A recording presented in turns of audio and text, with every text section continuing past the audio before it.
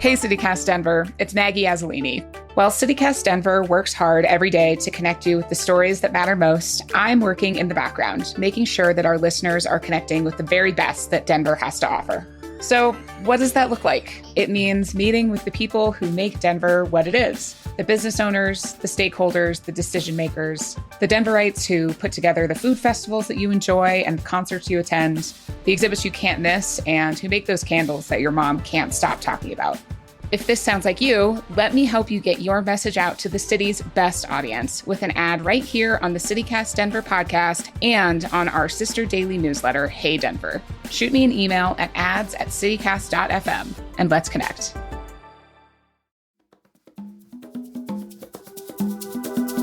Today on CityCast Denver.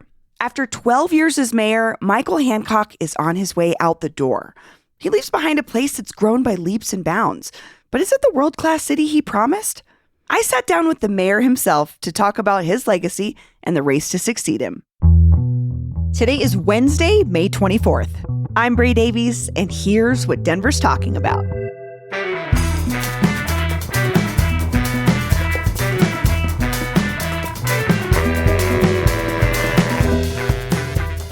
Mayor Hancock, welcome to CityCast Denver. Glad to be with you, Bree.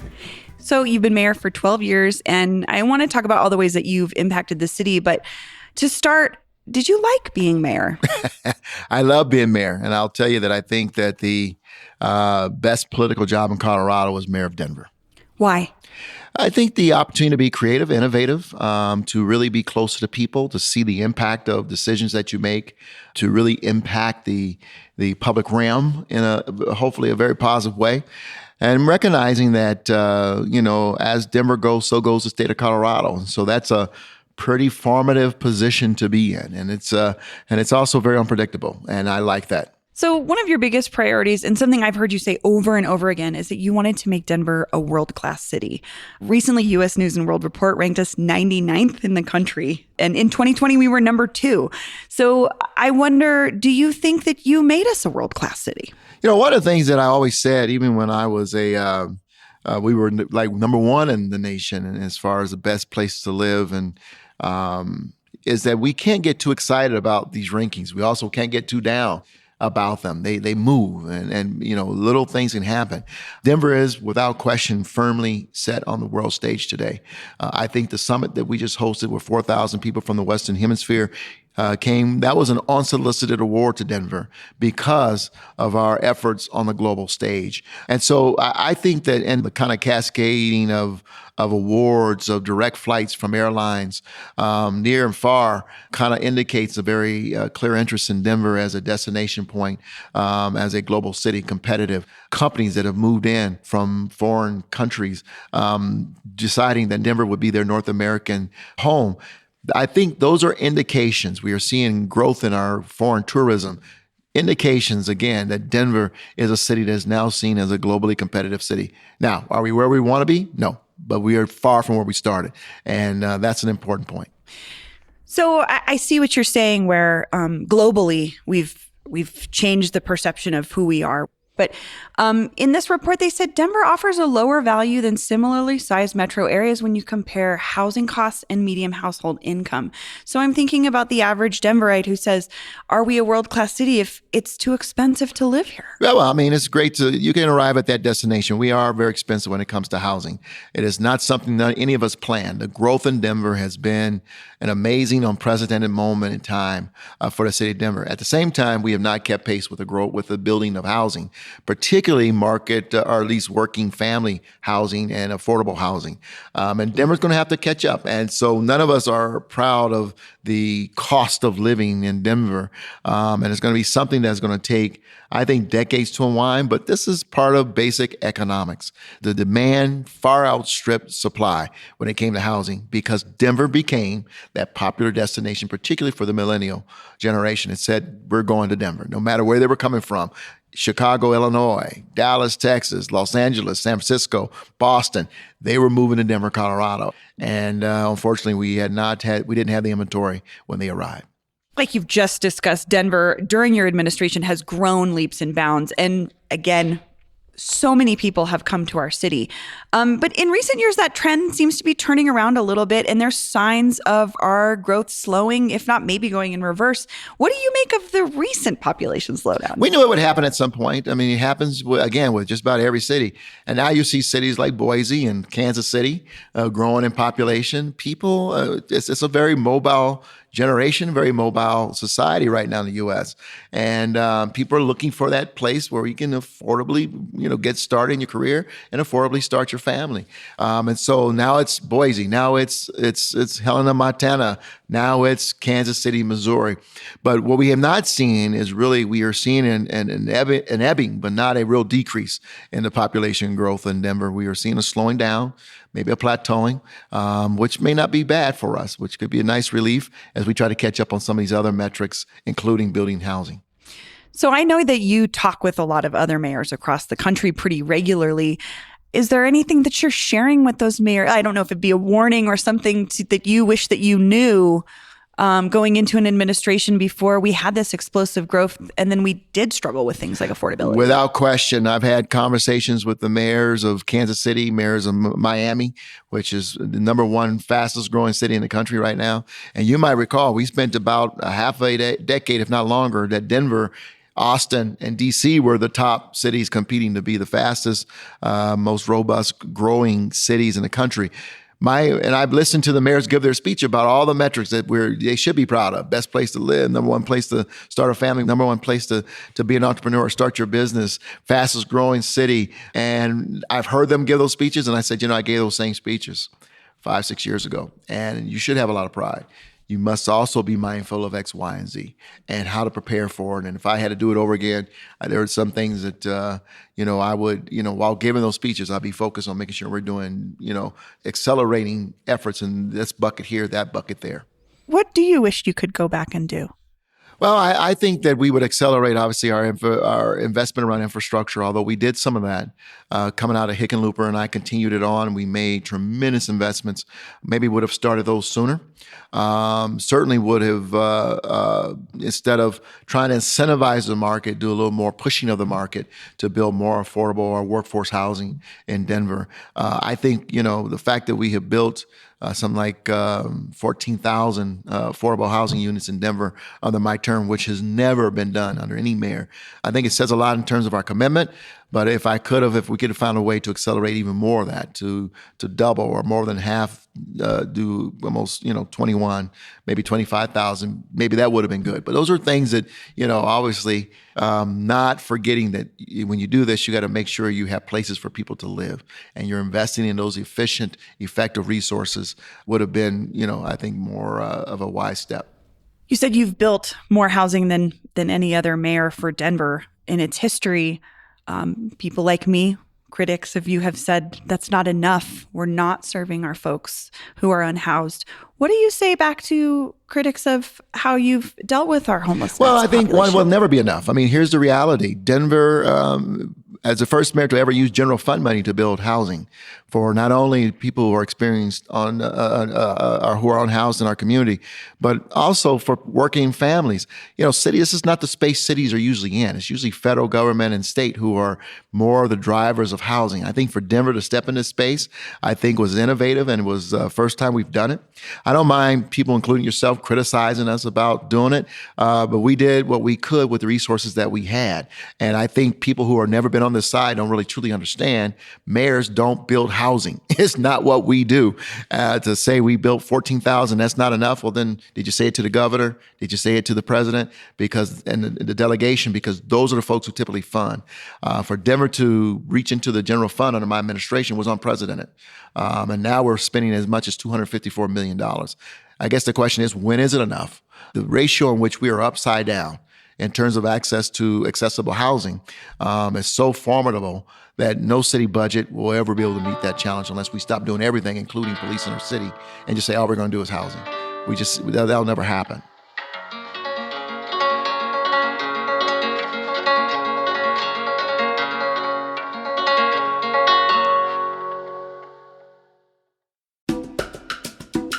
This episode is brought to you by Uhler's Garden. Did you know you can buy fresh, locally grown greens from an organic farm right on South Broadway? Uhler's Garden is a hydroponic container farm specializing in living lettuce. That's right. When you order from Uhler's, their lettuce heads come with the roots intact, meaning your greens are picked fresh and will last longer. Uhler's uses 95% less water than the average farm and is all organic. No pesticides or chemicals here, so you don't even have to worry about washing your greens. Sign up for their Farm Share program now and pick up a box of fresh lettuce, arugula, and basil every Tuesday, June through August. Think global, but act local and support your local environmentally friendly farm today. Visit uhlersgarden.com for more information. That's ULLRS garden.com. This episode is brought to you by Bad Boy Boards. Based right here in Denver, Bad Boy Boards takes raw hardwood and turns it into world-class cutting boards, charcuterie boards, chess boards, and more. It's a local brand with high quality and great prices, which is great because home chefs like me don't have to settle for anything less than simple elegance in world-class quality hardwood boards and dust covers. They also make gifting customizable and super easy. Oh, and this is super cool. If you stop by Bad Boy Boards, you can watch a live stream of the manufacturing floor so you can actually see your cutting board being made. Seriously, it's so cool. It's like if Willy Wonka made cutting boards. Learn more and order your own individually designed, constructed, and finished board at badboyboards.com. We can look back at past mayors of Denver and think about some really big signature policies or projects. I'm thinking about Robert Spears' City Beautiful movement, Federico Pena, and DIA, this third busiest airport in the world. What in Denver today do you think people will associate with your legacy? I think our push for globalization in Denver will be one that people will talk about. I think the objects around Corridor of Opportunity that lead from downtown to DIA, where we really ignited that movement, and you see a whole new form of investment around places like Union Station and Rhino and Brighton Boulevard. I think some very strategic public investment to drive private interests are things that when we look back, we'll be proud of. You just mentioned some neighborhoods like Union Station, but I know you live in Green Valley Ranch, yes. Right? Mm-hmm. Have you seen anything change in your neighborhood in the last 12 years? Oh, absolutely. I've been a resident of Green Valley Ranch now for almost 20 years. Obviously, home values have gone through the roof, but there's also more residents in Green Valley Ranch. There are more amenities in Green Valley Ranch. I've driven the building of a library in Green Valley Ranch, the swimming pool in Green Valley Ranch, and improvements in the public realm, more infrastructure investments and roads that didn't exist when I first got elected to city council and ultimately as mayor. And then, of course, we're part of the Aerotropolis, and there's a tremendous amount of growth and development around the Aerotropolis and synergies between Aurora and Commerce City and other parts of Adams County. But I would say you and I have been watching the city grow. We both grew up here. There's this conversation about a lot of new apartment buildings being ugly, fugly. And during your time in office, I think this galvanized people, the anger over ugly buildings. As you leave this office, are you worried about how you're leaving the built environment? I don't know if anyone's perfect or has a perfect record or believe that they were perfect in terms of engineering the built environment. But let me say this, if there was something I would go back and redo, and this was something that about 2018, at the time, Bradley Buchanan, who was our director of community planning and development, we both looked at what was happening in Denver and said, we could do it again. We had a chance to completely redesign Denver's skyline. Skyline? Line. Good, I couldn't get out of my head. Which has grown in a cool way. In an iconic way. Sure. In a very iconic way. And meaning that when you came in, it's like, well, if you're going to build this in Denver, why is it just a normal kind of building? Why don't let's get funky with it. Where we are with regards to competition with Shanghai and Beijing and Tokyo and places like, Qatar and Dubai. Let's be real unique about it. And let's put a stamp on our skyline. And that was, if we could have done it over again, we would have thought differently about how we approached our work with builders and developers. And that includes our apartment complexes. We understand it's a costly prospect and a lot of times the margins are thin, but what could we have done to really incentivize and drive that design and again, put a unique stamp on our skyline? What neighborhood did you grow up in? I grew up in several neighborhoods, Mount Okay. Bello, Park Hill, 5 Points. How do you feel about those neighborhoods today? All of them have transformed, except for Mount Bello hasn't gentrified as much as, as 5 Points and Cole neighborhoods that I grew up in, Park Hill to an extent. Those are our neighborhoods. And I've studied gentrification and voluntary displacement.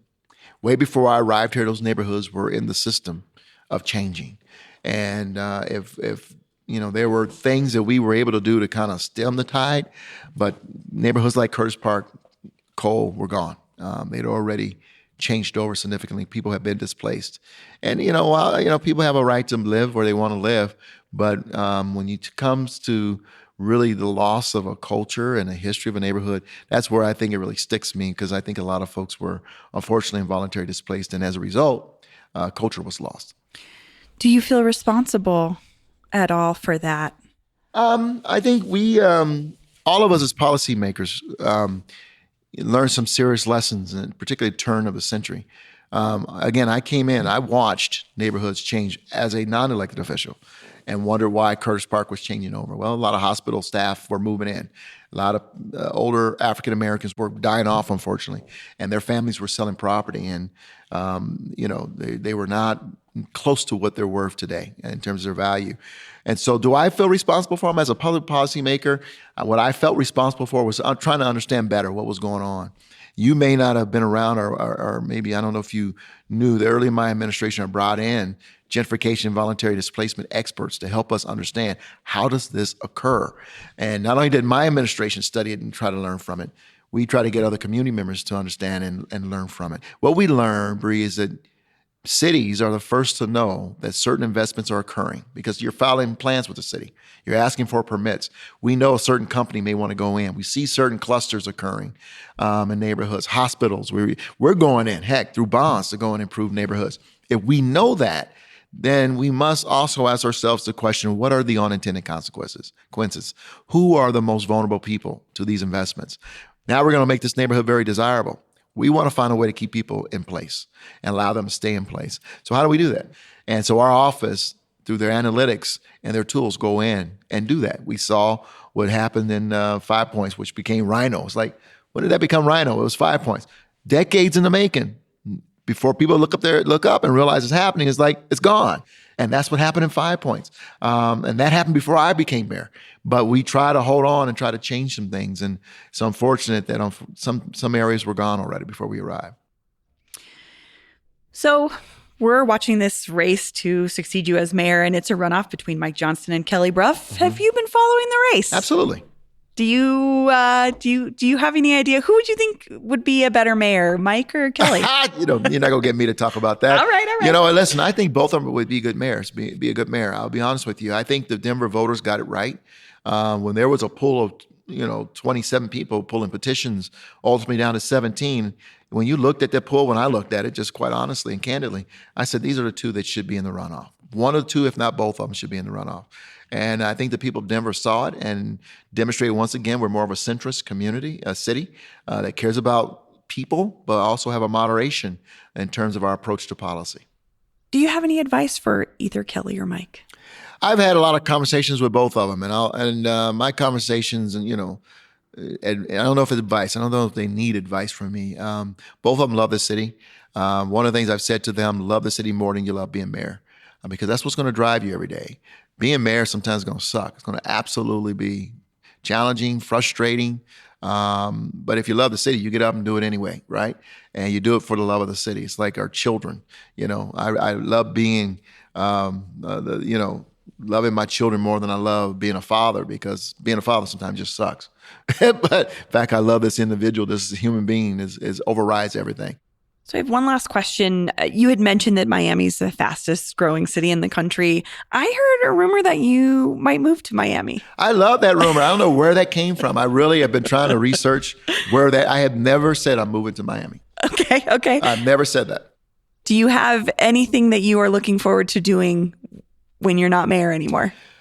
Wow. You know what? Listen, let me just say this very clear. I loved being mayor of Denver. I love my city, and I'm going to stay in Denver. This will be my base. And I love the neighborhoods. I love the people of Denver. What I'm looking forward to is that one day, that first day, maybe waking up and not feeling like I got to run to the headlines, pick up my phone to see what happened while I was asleep. And if I missed a call from anybody, the police chief or, the fire chief, whatever, and not feel the weight of the city on me. And maybe just for a little while, maybe enjoy that moment. But I'm sure that it won't take long for me to get back to saying I wonder how things are happening and how decisions are being made. So are you saying we haven't seen the last of you in a political position here? I have never said I'm going to stop being in politics. I am going to take a break, but who knows what's next? I don't know.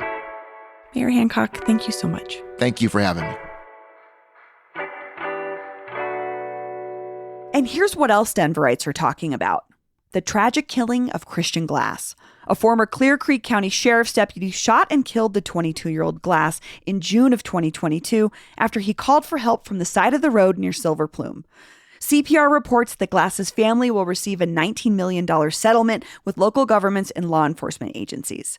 It is reportedly the largest police misconduct settlement in state history and comes with assurances from law enforcement that they will be taking steps to ensure this kind of thing won't happen again.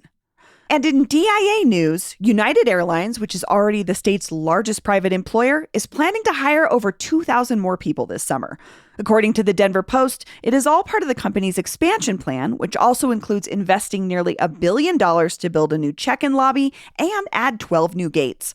All that infrastructure is supposed to come with more flights, too, including nonstop routes to San Juan, Puerto Rico, and Greensboro, North Carolina. And finally, go Nuggets! They completed a sweep of the LA Lakers in the Western Conference Finals on Monday night, sending them for the first time ever to the NBA Finals. This is a huge moment for the Nuggets and Denver. They've never won a championship since the team was founded here in 1974. That's all for today here on CityCast Denver. If you enjoyed the show, why not take a minute to tell the mayor of Boise about us? Rate the show wherever you get your podcasts and subscribe to our morning newsletter, Hey Denver, by texting Denver to 66866. We'll be back tomorrow morning with more news from around the city. See you later.